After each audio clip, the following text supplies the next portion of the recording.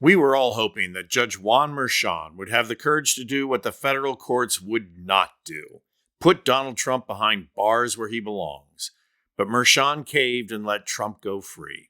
The swearing-in ceremony that should have occurred at Rikers Island will now be held in Washington, D.C., lending an air of legitimacy to a constitution-shattering process. But just when we think that Trump gets off scot-free from all his trials, the New York Times dropped a bombshell early today that proves otherwise. Trump still has to stand trial in over a dozen civil cases, and the most important of these cases is still moving forward. I'm going to talk about that specific case in just a minute, but first, you're probably thinking, wait, the Supreme Court just gave Trump total immunity. Well, no, they didn't. Listen to Glenn Kirshner explain why. Trump still faces at least a dozen civil lawsuits, and the presidency won't provide any special protections or way out. The U.S. Supreme Court has said that office holders aren't immune from being sued over their private conduct. So for those of you that are thinking, well, okay, but this corrupt court will still find an excuse for Trump not to go to trial, let me just say, you're pretty much on the mark with that assessment. I mean, come on, this court is about to restore Plessy versus Ferguson, if not Dred Scott. But Trump himself has left this court with no room to do one of their patented reverse backflips on the law. Watch this. Some of the civil suits that have been brought against Donald Trump that are up and running and should continue even after he's sworn in. E. Jean Carroll. Trump is appealing two verdicts, finding he sexually abused Carroll decades ago and later defamed her when he accused her of fabricating the story to sell a book.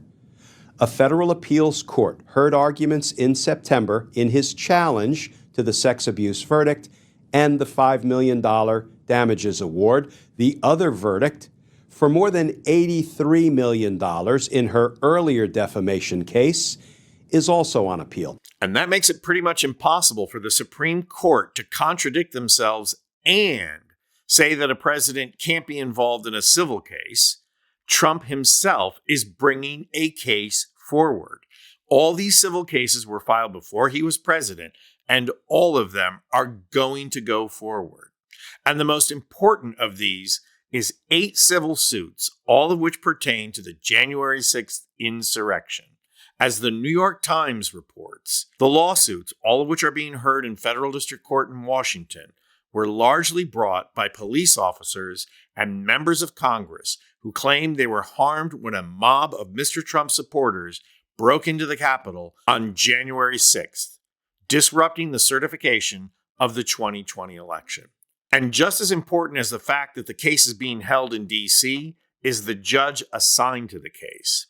As the Times reports, the suits, which have also implicated several members of far-right groups like Proud Boys and the Oath Keepers, have all been consolidated for the moment in front of Judge Amit P. Mehta, who has handled several criminal cases related to the riot. This is the same Judge Mehta who earlier ruled that the fact remains that he and others were called to Washington, D.C. by an elected official.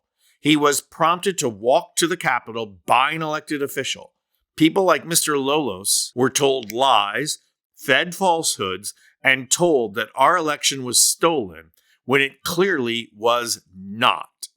Now, you may just be thinking, so what? It's just a civil case and Trump can't go to jail for it.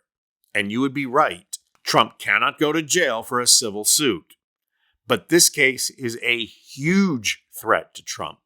A guilty verdict in this case will mean that a federal court will have ruled that January 6th was an insurrection and that Donald Trump caused, or at least aided, that insurrection.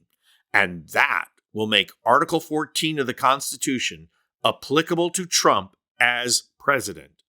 The Supreme Court disallowed individual states to bring forward an Article 14 case against Trump, basically ruling they don't have the constitutional power to do that.